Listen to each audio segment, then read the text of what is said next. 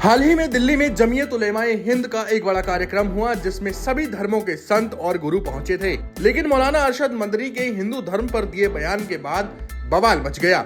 जैन मुनि लोकेश ने तो उसी वक्त मंच से मौलाना मदनी को करारी फटकार लगाई। इसके कई वीडियो सोशल मीडिया पर वायरल हुए। अब खबर आई है कि जैन धर्म गुरु लोकेश मुनि के साथ बदतमीजी हुई, उनके गिरेबां पर हाथ डालने की कोशिश की गई। कार्यक्रम में पहुंचे लोगों ने उनका घेराव किया।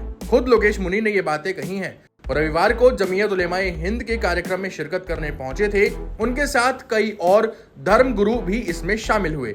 लोकेश मुनि ने जमीयत उलेमाए हिंद के प्रमुख मौलाना अरशद मदनी के बयान से असहमति जताई थी। मंच से ही लोकेश मुनि ने कह दिया था कि वह उनकी बातों से कतई सहमत नहीं है। फिर वह तमाम अन्य धर्म गुरुओं के साथ मंच छोड़कर चले गए थे। उन्होंने अरशद मदनी को शास्त्रार्थ की दावत भी दी। इस कार्यक्रम में मदनी ने कहा था कि ओम और अल्लाह एक ही हैं। उन्होंने मनु और पैगंबर आदम को भी एक ही बताया। उनके इस बयान के बाद हंगामा भी हुआ। सद्भाव और सौहार्द के लिए आयोजित कार्यक्रम में तीखी तनातनी हो गई। पूरे विवाद के बाद लोकेश मुनि ने कई न्यूज चैनलों को इंटरव्यू दिए। कार्यक्रम के बाद क्या हुआ यह भी बताया।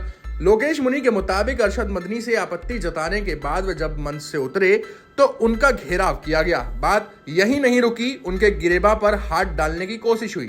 उन्होंने ये भी कहा कि लोग उनके पास उचक उचक कर आ रहे थे। लोकेश मुनि बोले कि कार्यक्रम में उन्होंने किसी तरह की सद्भावना नहीं बिगाड़ी, लेकिन वह अपनी बात न रखते तो समाज में गलत मैसेज जाता। यही कारण है कि उन्होंने पिता तुल्य अरशद मदनी को शास्त्रार्थ का न्योता भी दिया। वो इसके लिए देवबंद आने को भी तैयार हो गई। जैन धर्मगुरु ने कहा कि उनके साथ वहां मौजूद अन्य धर्मों के गुरु इस बात के साक्षी हैं कि किस तरह से मंच से उतरने के बाद उनका घेराव किया गया। कई लोग इस तरह आए जैसे कि उन्हें अटैक करेंगे। ये और बात है कि तब अरशद मदनी कुछ भी नहीं बोले, ना ही उन्होंने इसकी आलोचना की। टाइम्स नाउ नव भारत डिजिटल ओरिजिनल्स की रिपोर्ट।